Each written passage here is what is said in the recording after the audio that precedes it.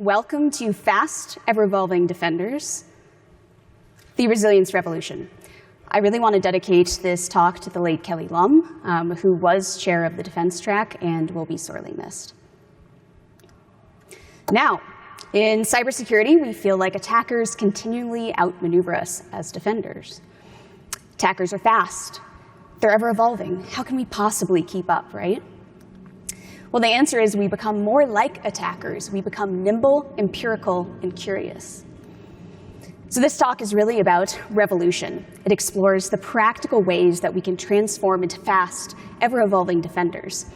And if we transform our system's defense towards resilience, we can finally outmaneuver attackers.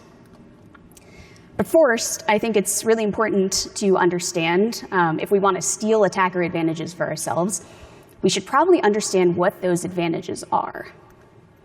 So Matt, how many of you have heard the phrase that attackers only need to get right once to win? Yeah, most of you. So that's a myth. It's folk wisdom that also isn't particularly useful. They need to get right once for initial access, and then they need to get right every single time afterwards. Every single move they make after initial access means they could get detected and they could get kicked out. So what are attackers' real advantages? Well, first, attackers have a faster operational tempo. Second, attackers design, develop, and operate mechanisms to outmaneuver us.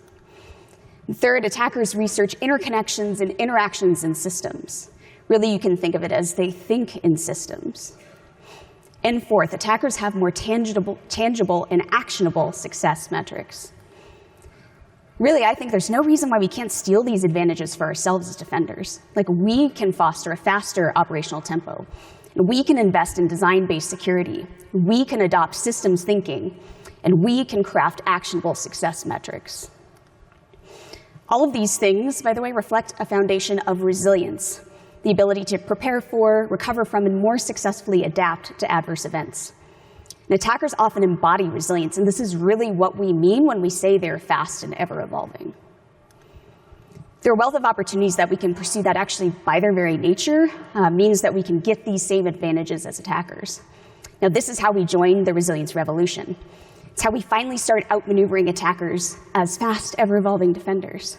So for the rest of the talk, we're going to explore each of those 4 attacker advantages and how we can steal them for ourselves. So the first attacker advantage is a faster operational tempo. The question is, how can we pursue a faster tempo defensively? So attackers are known for their speed in a few ways. First, we definitely associate attackers with pivoting quickly in the face of adversity, right? They change tactics to reach their goal during any sort of attack operation. I think realistically, that's actually limited to more like elite nation states who can invest more in speed, but at least this is the perception. The second thing is we associate attackers with rapidly evolving their methods.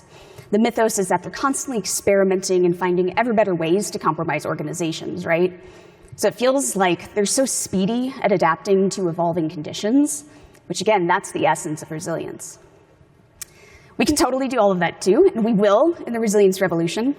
And we can achieve a faster tempo by adopting approaches actually from modern software engineering. Now, my book that just came out explores a ton of opportunities, like 300-something pages worth, but we're going to focus on just 2 today for cultivating this faster operational tempo. We can start with configuration as code. So configuration as code, or CIC for short, is the practice of declaring configurations through markup rather than through manual processes. The practice today mostly consists of what's called IAC, or infrastructure as code. Now, infrastructure as code is the ability to create and manage infrastructure via declarative specifications rather than through manual creation and destruction. So there's really no more like click ops where you're like clicking around like a crappy web interface. Like those days are dead in this world. In the practice of IAC, you can think of it as using the same sort of process as source code, but instead of generating the same application binary every time, we're generating the same environment every time. It creates more reliable and predictable services. Organizations are already using IAC for the audit trail it generates, and that absolutely still supports security because it makes processes more repeatable, which means fewer mistakes, the thing that we always blame on humans. When you make changes in IAC, it adds the new stuff in and it removes the old stuff. It's actually, you can think of it as aware of how to undo all of the parts of the old config. But there are lots of security benefits of infrastructure as code, as it turns out. So we're going to take a whirlwind tour through them. Starting with faster incident response, something everybody wants, right? So IAC can automatically redeploy infrastructure when incidents happen, or even in response to like leading indicators of incidents. When you have automated re-provisioning of infrastructure, it means that compromised workloads can be killed and restarted or redeployed as soon as an attack is detected. And this is without impacting the end user experience either. And another benefit of IAC is minimized misconfigurations. So our favorite defenders, the National Security Agency, have highlighted misconfigurations as kind of the most worrisome cloud vulnerability because they're both easy for attackers to exploit and they're also highly prevalent. And a critical part of the resilience revolution is embracing that failure is inevitable, that mistakes and misconfigurations are inevitable. But we can recover from failure and we can adapt to it gracefully. So in the realm of IAC, it helps us correct misconfigurations by users and machines or automated systems alike. So it means we can minimize the impact of failure when it inevitably occurs. We can also achieve faster patching and deployment of security changes or fixes with IAC. So I think the real lesson of the Equifax incident is that patching processes must be usable, else, frankly, procrastination is a logical course of action. So IAC helps with this. It reduces friction in the way of releasing patches, updates, or fixes. It also decentralizes the process, which promotes looser organizational coupling and enables that self-serve security that's been very hot over the past year. As a more general point, though, if any sort of organizational process is cumbersome or unusable or really difficult to use, it will be circumvented. In the resilience revolution, you can think of it as we as defenders work with human behavior, not against it anymore. So another benefit of IAC is minimizing environmental drift. Now, how many of you have woken up, gone to whatever machine, and seen that your production environment is totally different from your staging environment? Show of hands. Okay, some of you. It's really bad when that happens. That's an example of environmental drift, right? So it refers to when configurations or other kind of environmental attributes drift into an inconsistent state. So to minimize this drift, IAC supports automatic infrastructure versioning, and that makes it much easier to revert deployments as needed if something goes wrong. So it can deploy to fleets of machines flawlessly in ways that humans just can't. We aren't designed to do the same thing the same way every single time, but the machine is, right? We can also catch vulnerable configurations in a much safer way with infrastructure as code. So to catch vulnerable configurations or assets, the status quo is often having authenticated scanning in production environments, which introduces new attack paths and hazards, which we obviously don't want. So IAC actually lets us remove that hazard. So instead, we're scanning code files to find any sort of like vulnerable assets or configurations. So you don't really need that like janky scanner running in production with full access to everything. This is kind of a way to avoid such a dire scenario. We also get stronger change control with infrastructure as code. So it introduces change control by way of source code management, or SCM. So that enables peer reviews on configurations and also a really strong change log. We're actually going to see a demo of exactly this in a little bit. Then there's things like autonomic policy enforcement, and there's a lot more, but honestly, I think we all agree we have hot girl shit to do, so we need to go to the other advantages. But TLDR, infrastructure as code grants us a faster operational tempo in a variety of dimensions. But what else can we do to steal that faster tempo? We can also automate security checks with a focus on CI/CD. So how many of you have used like CI/CD systems before? Show of hands. Okay, a decent amount, but not everyone. Okay, so the practice of continuous integration and continuous delivery, that's CI/CD, accelerates the development and delivery of new software features without hurting or impeding or sacrificing reliability or quality. So a CI/CD pipeline consists of a set of ideally automated tasks that deliver a new software release to end users. Now, it generally involves compiling the application, which is known as building, and then testing the code, and then you deploy it to a staging or test environment. Then you finally deliver the app into production so end users can use it, and that part is called delivery. Now, using automation, CI/CD pipelines ensure that these activities occur at regular intervals with minimal interference required by humans. So I think we should really appreciate CI/CD not just as a mechanism to avoid the toil and foibles of manual deploys, which I've experienced those myself, but also as a tool to make software delivery more repeatable, predictable, and consistent. The other crucial thing is we can enforce invariance. Invariants allow us to achieve whatever properties we want in the system the same way every time we build, deploy, and deliver software. And crucially, we can enforce security invariance, which I kind of think is a game changer for defense. So for example, we can enforce invariance like database servers should only make outgoing network connections to their replication peers and a small list of core services. Or services must communicate over TLS and validate remote certificates. Or only images built by our CI/CD system may run on the production Kubernetes environment or cluster.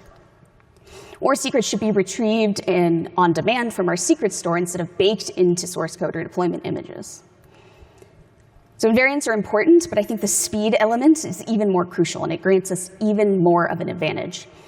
Companies that build and deliver software more quickly can also fix vulnerabilities and security issues more quickly. If you can ship software when you want, then you can have the confidence that you can deploy any sort of security change or fix whenever you need to. Now, there are tons of controls we gain by adopting CI/CD too. You can roll back whenever you need to. That can be a lifesaver in a lot of incidents. Probably some of you have lived with that before. You also get a review and audit history. I know, this is a brief tangent, but I know some security people get scared about things like CI/CD. Frankly, I think part of it is they get scared about anything new unless it's sort of useless, like generative AI or quantum stuff. But I think they don't realize with CI/CD that everything is recorded. You can set a very granular policy on who can deploy where and for what, and then track that activity.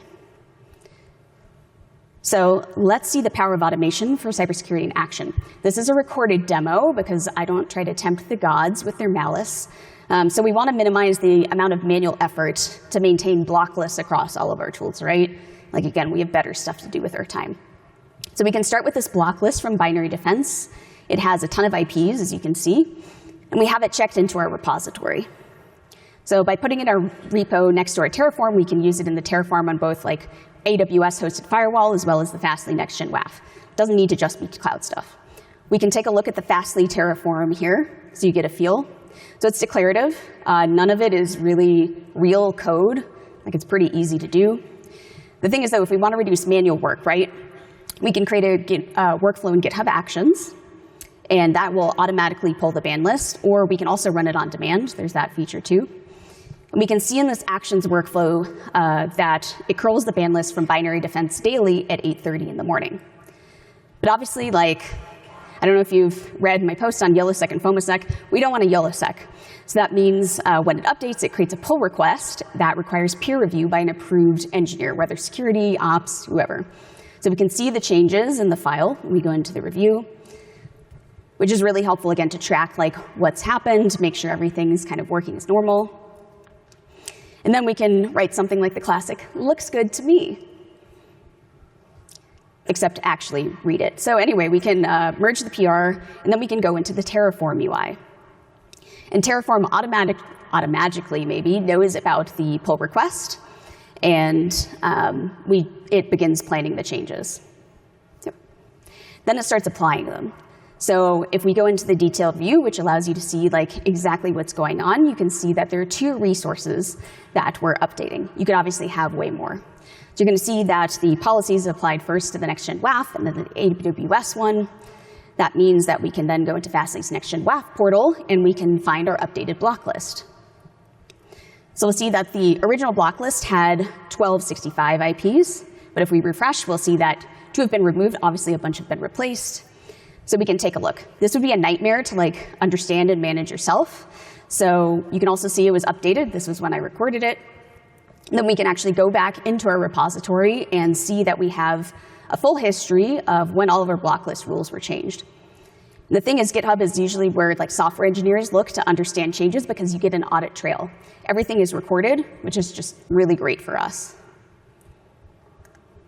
So you can probably already imagine seeing that demo, like how we can use this kind of automation for faster patching and keeping dependencies up to date as well. So as an example of this in CI/CD, this is GitHub's Dependabot. So your dev stays within their workflow, which is within Git, and they just have to click a button in order to upgrade from a vulnerable version of a dependency to a non-vulnerable one.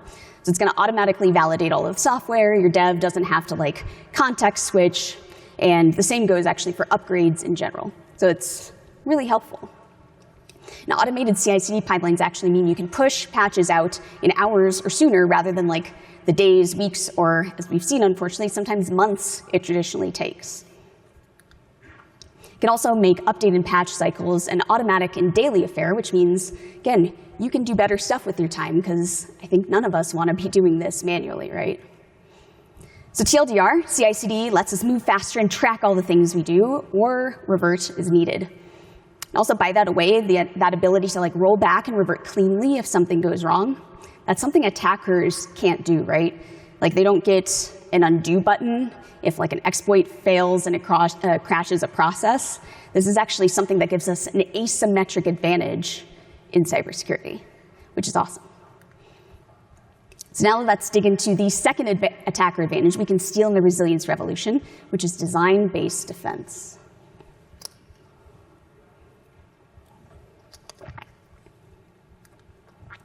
So how should we prioritize the types of solutions we design? Are there going to be some that are better if we want to outmaneuver attackers? The answer is yes. But the solutions that actually help with this aren't the ones we usually consider in cybersecurity, or at least traditional cybersecurity. We want to design solutions that encourage the nimbleness that we envy in attackers. We want to design solutions that help us become fast, ever-evolving defenders, right? So we can use the ice cream cone hierarchy of security solutions, which I created for my new book, very fun and playful, because this visualizes how we should prioritize our security and resilience mitigations. A handy heuristic is that the less the solution relies on human behavior to succeed, the less dependent it is on human behavior, the better it is. If it's entirely dependent on human behavior, like cybersecurity's favorite, a policy, it's not going to be very useful in practice. It's actually our least preferred option. So measures that most rely on human behavior, which you can see like administrative controls down there, whether that's a policy that's like thou shalt not or security awareness training, those things are vastly inferior to solutions that eliminate hazards or reduce hazards by design. So once we get closer to the bottom of the cone, think of it as like you have this like teeny tiny triangle of an ice cream cone, and you just can't scoop like a lot of resilience ice cream into it. It's just like little drips. Those are like very sad. And frankly, I think it's a bit silly that we haven't been prioritizing solutions this way. So as psychology luminary James Reason puts it, human fallibility is like gravity, weather, or terrain. Just another foreseeable hazard. But in traditional cybersecurity, we pretend like it's not foreseeable, and we're shocked every time a human makes a mistake or does something that we don't want them to do. Dependence on human behavior makes the security solution unreliable for many reasons. Mostly, our cognitive resources are finite. Like we can be stressed, distracted, undercaffeinated. There are like a ton of things that influence how we make choices, and we're not going to make perfect choices every time. So let's explore what the ice cream cone means in practice. So while at Tumblr in around 2015 or 2016, Kelly Lum pushed for HTTPS as the default for their users' blogs. That's a fantastic example of a design-based solution. She knew that security should be invisible to end users, that we shouldn't put the burden of security on end users who aren't technical. And I think she was really ahead of her time. There are actually many, many opportunities we can consider to eliminate or reduce hazards by design and scoop a ton of resilience ice cream into our cone. I think we just usually overlook those design-based solutions today, because let's be real, for us as cybersecurity professionals, it's a lot easier to implement a Blinky box or a SaaS app. We can click around on very fun visualizations you'll probably see in the floor below here, and we pretend like things are getting done. But the thing is, that's just more convenient for us. We're offloading a lot of work and toil onto our peers. But if we prioritized outcomes over outputs, we might consider design-based security solutions like isolation, standardization, message buses, declarative dependencies like IAC that we saw, queues, failover, ephemeral or immutable infrastructure. But let's focus today on modularity and its various facets. So modularity in complex systems, it's a system property that allows structurally or functionally distinct parts to retain autonomy during a period of stress and allows for easier recovery from loss. Unless components can fail independently, you really don't have modularity in a resilient sense. You might have modularity in an organizational sense because you can introduce changes independently, but with respect to failures and tolerating those failures, you don't really have modularity unless you're designing for it. Perhaps even more importantly, unless you're testing for it, though in practice, again, a lot of people neglect testing, right? And queues and message brokers support modularity each in different ways. So a queue adds a buffer, and a message broker can make replay and make the async return code non-blocking. So you send a message, expect the other thing to send you a message back later. You don't need to wait for the result anymore. What's interesting for security teams, because I never hear them talking about message brokers or queues, is that message brokers and queues provide a standardization for passing data around the system. It also provides a centralized view into it. Now you can argue for or against centralization, and I think that's a nerd fight we don't have time for today, but what you get here is visibility. You can see where data is flowing in your system. The modularity also fits with what I call the airlock approach. So it's the ability to throw or yeet, if you prefer, non-critical or functions or services out the airlock if they're attacked or they're otherwise disrupting system operation. So if your systems are modular, you can actually enqueue all the traffic going to that service while the service is taken offline because it was pwned. So you can create, in effect, like a temporary air gap, and that allows you to take your time to investigate and fix things. The service can be down, but you can air gap it and get all the forensic information you need. Then you can patch it up, you can get it back online, and the rest of the system really just isn't that affected. So the visual learners among you, we're going to go through an example. So let's imagine we have two services talking to each other in an app. Service A wants to talk to the transaction processing service for whatever reason. We have a queue in between them, so if the processing service gets really busy, service A can still do its work. The queue depth will grow kind of like if you take a ticket at the butcher, you can still like browse around for cheese or whatever you do at the butcher, and you can continue to browse around while you wait for your turn. But let's imagine, oh my God, oh no, there's a critical vulnerability. It's O-Day in the transaction processing service. It's a vuln that's actively being exploited in the wild. Do we have to take the whole system offline and cause our business to make a big frowny face because we're losing money? No. That's what the queue is for, duh. It's good stuff. So the queue allows us to yeet the transaction processing service out the airlock. It means that we create that temporary air gap. So you can take the service offline to ensure it isn't actively exploited while you find a reliable fix. In the meantime, service A is still sending all its requests, but because it's trying to do its work, but the queue handles it. The queue depth grows, but service A stays available and functional. So once we heal the transaction processing service, we can redeploy a new version of it. It's now a happy little process that can start returning responses to service A. So as it handles the queue of requests, the queue drains back to the baseline. So the great news is we've upheld availability for our customers, and we've outmaneuvered attackers. So what I like to think is if everyone adopts this, they're going to be sitting at their desk like, oh my God, damn, like, these defenders are really fast and ever-evolving. How can we possibly keep up with them? That's what I like to imagine. So modularity, when done right, minimizes incident impact because it keeps things separate. Probably a lot of you have seen the new SEC requirements around reporting material incidents. That makes minimizing incident impact even more valuable. So even if an attack happens, if you're using some of these design-based defenses like modularity, the impact is minimal, could be even negligible. So think about serverless environments, which are near and dear to my heart. They're highly modular. Also, when is the last time you heard about ransomware in them? It doesn't happen. The thing is, modularity allows us to break things down into smaller components, and that makes it much harder for attackers, not only to persist if it's ephemeral, it makes it harder for attackers to move laterally and gain widespread access in our systems. So modules allow for basic encapsulation and separation of concerns. They also create a local boundary upon which we can introduce isolation. And isolation is fabulous for eliminating hazards by design. So people in software engineering joke that ops is 10 years behind dev. If that's true, then I will add to the joke and say that security is 10 years behind ops. So here's what it's really like to live in 2023 with a strong engineering culture. You trap all your C code in a WebAssembly sandbox to isolate the hazardous subcomponents. Rather than letting C code fester in your system, you wrap it in a memory membrane. So RLBox is a tool, it's a sandboxing API that helps isolate each library in its own memory sandbox. It simplifies the ability for developers to sandbox spicy subcomponents, basically. So it ensures all potentially unsafe data is validated before it passes through that membrane. Now this is a visual from 2020. It's maybe a little bit in the vein of graphic design is my passion, but I love it anyway. So they've sandboxed a bunch of components in Firefox now using RLBox, including image rendering, audio and video playback, font rendering, decompression, XML parsing, even spell checking.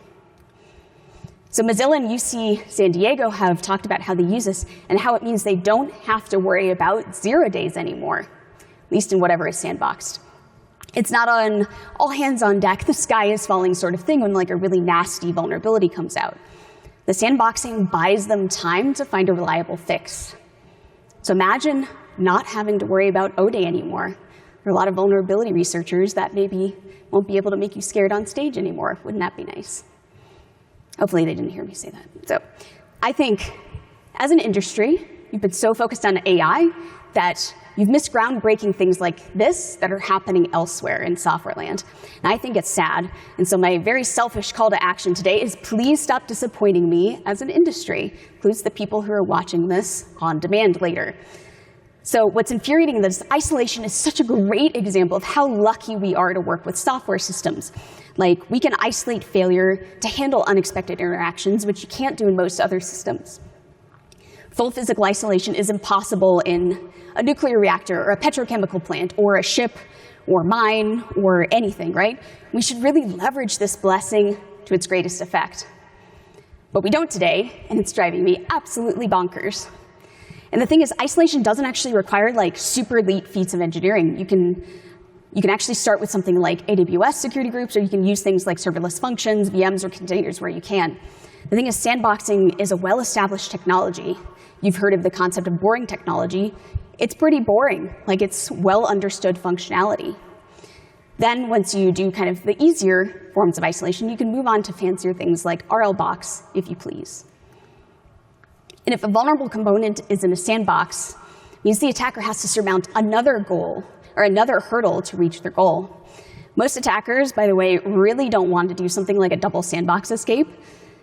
So it's generally a lot easier to bypass like a bolt-on security tool than to bypass this kind of design-based mechanism, something that's infused into the design. So by adopting isolation wherever we can, we force attackers to slow down. We keep them from evolving. We hurt their ability to adapt. Instead, we are the fast, ever-evolving defenders because we've joined the resilience revolution. Now, we can also transform towards more design-based defense with paved roads. So we can create paved roads for our internal customers, like our software engineering teams. So paved roads are well-integrated, supported solutions to common problems that allow humans to focus on their unique value creation. By unique value creation, I mean things that make money, like code and business logic in some sort of consumer-facing application. I think the most famous, or perhaps infamous, paved road in cybersecurity today is probably Cobalt Strike. How many of you have heard of Cobalt Strike? How many of you have had an incident that involved Cobalt Strike? Right. Well, it's because as an attacker, Cobalt Strike handles so much functionality for you. It makes the easy way the painful way if I had to be in their marketing department. Oh, sorry, I forgot. It's only for pen testers, right? I'm sure you all feel similar to me that way. The thing is, too, hyperscale attack groups, like nation states, also love building tool chains and platforms for their attack operations. So creating those paved roads helps reduce mistakes during an attack operation, and it also makes those activities way more repeatable. This standardization is actually part of how they achieve that speed and evolvability that we envy in them. So we want to adopt a similar approach. Like, we should have tool chains for this stuff, right? So by adopting paved roads in the resilience revolution, we gain speed and evolvability to become fast, ever-evolving defenders. So let's quickly look through some examples in the wild for #inspo. So Netflix, started with the observation that software engineering teams had to consider way too many security things when they were building and delivering their services, like authentication, logging, TLS certificates, security header validation, and more. They had extensive checklists for developers to comb through that created manual effort for actually both teams and were also confusing to perform. Probably a lot of you have very similar checklists to that. So they thought about how to solve this problem instead with design-based thinking. So they built a paved road called WALL-E that established a pattern of adding security requirements as filters that replaced the existing checklists. WALL-E didn't only make it easier, it actually made security better. So even if you don't care about developer productivity or velocity, I'm going to judge you a little bit, but even if you don't care about this stuff, there are real gains for security here by implementing these paved roads.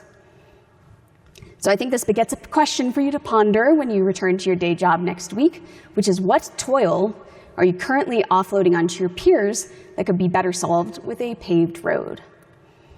So the outcomes of WALL-E are really powerful. So in Netflix's own words, we eventually were able to add so much security leverage into WALL-E that the bulk of going internet-facing checklists boiled down to one item.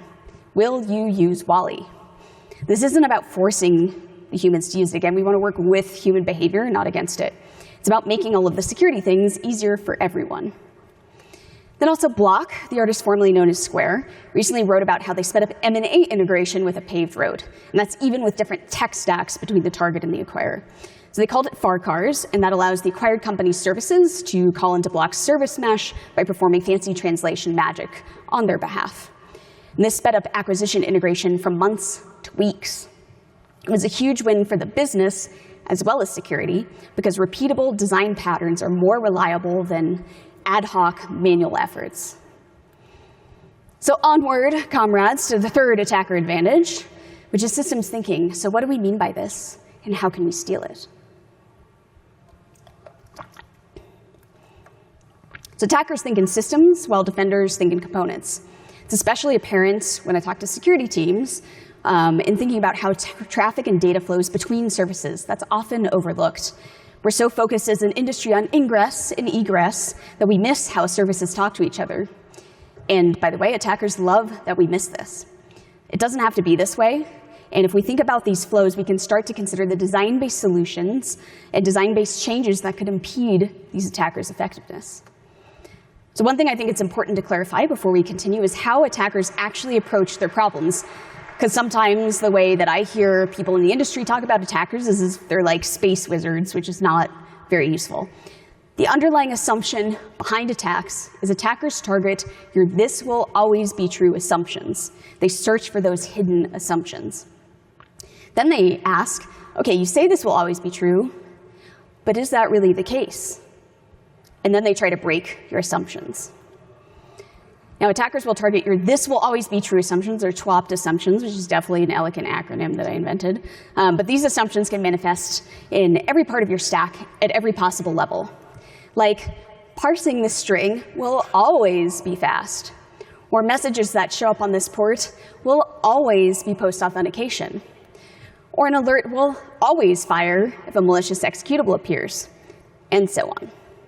The attacker thinks, they say this thing here, but I can show that isn't quite true. That's interesting. Let's keep looking to see if they're just a little wrong or really wrong. And attackers will do this broadly, and they'll proceed with the first of your assumptions that gives a little bit. In our resilience revolution, we can adopt a very similar approach to challenge our assumptions through practices like decision trees as well as resilience stress testing, both of which make us more empirical. So this, my friends, is how complex systems evolve. When systems are the result of years of iteration, like this fractalizing dragon spiral, it's really difficult to make sure your assumptions match reality. These assumptions get really messy. Our mental models of the system can be stuck in the past and not up to date for all of the complexity that's emerged. So we want to be fast, ever-evolving defenders. We want to refine our mental models continuously rather than waiting for attackers to exploit the difference between our mental models and reality. Decision trees and resilience stress testing can help us do just that. So this is an example decision tree, if you haven't seen one, made with Deciduous, the open source app I co-created. Works fabulously as a collaborative exercise because you articulate your individual assumptions about the system, then you merge them together and combine them together to build the tree. It's really effective at finding gaps in your mitigations, especially where you've maybe overinvested on the cool stuff and underinvested in the low-hanging fruit.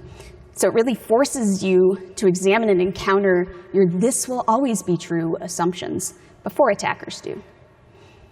Now, resilience stress tests build upon decision trees. These ones help us identify the confluence of conditions where system failure is possible and how the failure manifests in our systems.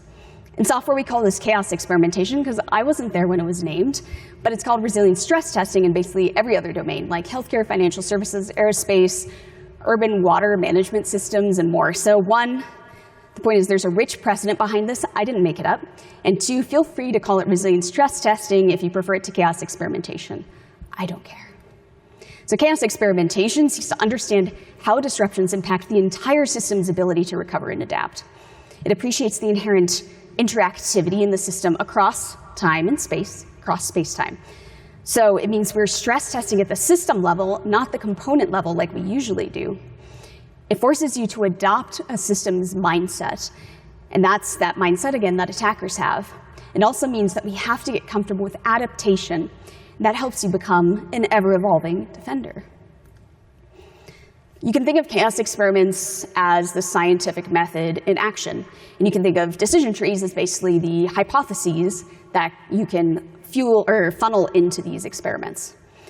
So with chaos experiments, it means we can move fast and we can observe how failure unfolds in our systems purposely through experiments.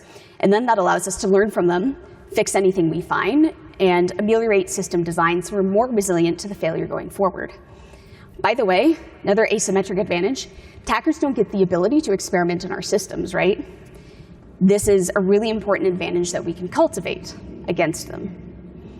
So how many of you have seen the movie Anchorman 2, a bastion of fine cinema? Okay, some of you. This is a real-life example of 60% of the time. It works every time. So this is from my new book, the chapter on case studies that were lovingly compiled by Aaron Reinhardt, who's also the one who conducted this very experiment at United Health Group as the OG security chaotician. So Aaron developed the hypothesis: if a user accidentally or maliciously introduces a misconfigured port, we'd immediately detect, block, and alert on the event. But when Aaron conducted the experiment, it didn't turn out at all as expected. The firewall didn't detect or block the port change. In fact, they found the firewall only did so around 60% of the time. So how many of your security tools are 60% of the time it works every time? Probably you want to conduct an experiment to figure that out. So anyway, the port change didn't trigger a firewall alert, but what they did discover is that the cloud commodity configuration management tool caught the change and alerted their ops people.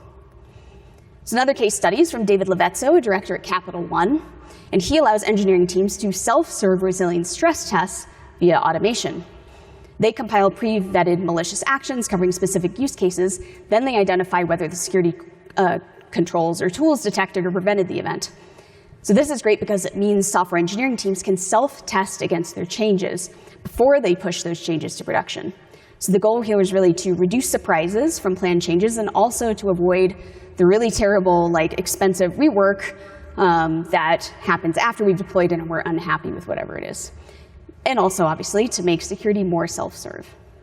So another case study I'll mention before we move on is from Troy Koss and Brian Begzinski while they were at Verizon. So in one of their continuous chaos experiments, they deployed a pod containing known vulnerabilities on a target cluster.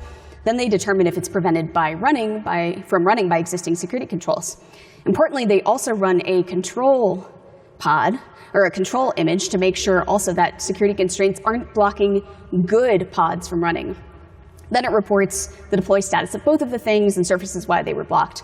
So it gives operators the knowledge they need, and it also verifies that security controls are working as intended, even as the system evolves over time, like that fractalizing dragon curve. So I certainly feel, I don't know about you all, that it's worth pursuing resilience stress tests if, even just for the benefit, that security vendors now need to prove that their wares work. Now imagine an InfoSec industry where vendors have to prove all of their claims. It's a little diabolical, but I think We would all be happy with that. So now, speaking of tangible proof points, this brings us to the final attacker advantage we can steal the resilience revolution, measuring tangible and actionable success. So one critical asymmetric advantage that attackers have is they can measure success and receive immediate feedback on those metrics. Do they have access? How much access do they have? And have they accomplished their goals are the key questions. Defenders, in contrast, often struggle to create lucid, actionable metrics, right? Especially those that offer immediate feedback. So CISOs, your risk coverage and time to detect mean nothing. It's a little embarrassing. So they aren't actionable. They aren't tangible. So what kind of signals are tangible and actionable? If we want to be fast, ever-evolving defenders, we need system signals that can inspire quick action. We need system signals that can inform change, right? So it turns out about reliability signals are our friends here. They're really useful for security. So who deployed what and when? Who accessed what and when? Database logs, billing records, NetFlow, production crash dumps, error messages. You need to learn your organization's observability stack, not just the security one. Don't reinvent the wheel here. And again, traditional cybersecurity programs don't measure system behavior like load, latency, performance, and throughput, but that's a mistake, because they're really valuable signals for changing conditions, and they can even indicate the presence of attackers. So we're going to talk about this in a minute. High CPU usage and memory shortages could indicate an attacker rummaging around a system and a bunch of other things. And again, attackers will monitor the system they're compromising to make sure they're not tipping off defenders or tripping over any sort of alert thresholds. So in the resilience revolution, we want to collect system signals too, so we can be fast and ever-evolving right back at them. Experiments can also give you immediate and ongoing feedback on whether mitigation is working and also what system signals you're missing, which is important. So what system signals can indicate attacks? You need to become BFFs, total besties with your DevOps and SRE teams, because we're going to go through a bunch of these really, really fast. So accept queue depth and how quickly an accept queue is growing can indicate impending service failure, like an attacker hijacking system execution or process hollowing. You note I have the MITRE attack mappings on this because I know security leaders are super thirsty for the attack mappings, so hope it makes you happy. Autoscale replica count could be lateral movement, could be denial of service, crypto mining, brute forcing, data exfiltration via elaborate methods. Billing alerts could indicate cloud privilege escalation, crypto miners querying data as part of reconnaissance. Cache hit rate, or CHR, could be a denial of service, data exfiltration, or brute forcing. Disk usage, throughput, and IOPS could be ransomware or staging data for exfiltration. DNS lookup errors could be lateral movement, could be data exfiltration or command and control for lockdown environments, denial of service for ransom. Error rate could be brute forcing like credential stuffing, could be a denial of service. Heartbeat response latency or failing, denial of service on endpoints or purposely restricting connections out to evade detection. Rate limitability could be server-side request forgery or brute force logins. Replication lag is a database thing, could indicate unauthorized access or modification, exploitable inconsistencies. Resource consumption creeping towards maximum levels, like CPU or memory. Could be crypto miners or a variety of attacker activity that hijacks resources. Could be in-memory attacks or other exploit methods. Response time could be a denial of service or unreliable exploit. Swap usage could be data exfiltration. System log lag could be stopping or deleting logs to conceal attack operations. Whew. So all in all, we need feedback loops to give us more immediate sensory input, just like attackers gain. We have to collaborate with the teams who already collect all of these signals. That's how we can gain more tangible and actionable success metrics. This is going to help us become faster and informs evolution. So, viva la revolution, right? So let's recap what we need in the resilience revolution to become fast, ever-evolving defenders. So we can outmaneuver attackers by becoming nimble, curious, and empirical. We can adopt a faster tempo via configuration as code and automating security checks through things like CI/CD. We can pursue design-based solutions like our ice cream cone hierarchy of security solutions, where we want to eliminate or reduce hazards by design, or with paved roads. We can adopt systems thinking, challenging our this will always be true assumptions with decision trees or resilience stress test. And we can cultivate tangible success outcomes that leverage system signals for immediate feedback. Altogether, we can fuel a feedback loop that allows us to gracefully respond to attacks and adapt as attackers and our systems evolve. It allows us to become fast, ever-evolving defenders. And that, comrades, is the resilience revolution, and I hope you join me in it. So, Only a selection of opportunities I discuss in the book. If you enjoyed this, you'll love my new book. Very long title, so I skip over it. But if you want a free copy that I will sign, follow me to Q&A. I've got tickets where you can get the free copy that I'll sign at the Fastly booth at 2:30. You can try your luck as well at the O'Reilly booth at 1 p.m. And they're also available in the Black Hat bookstore. And with that, thank you very much for your time and attention, which I know is precious.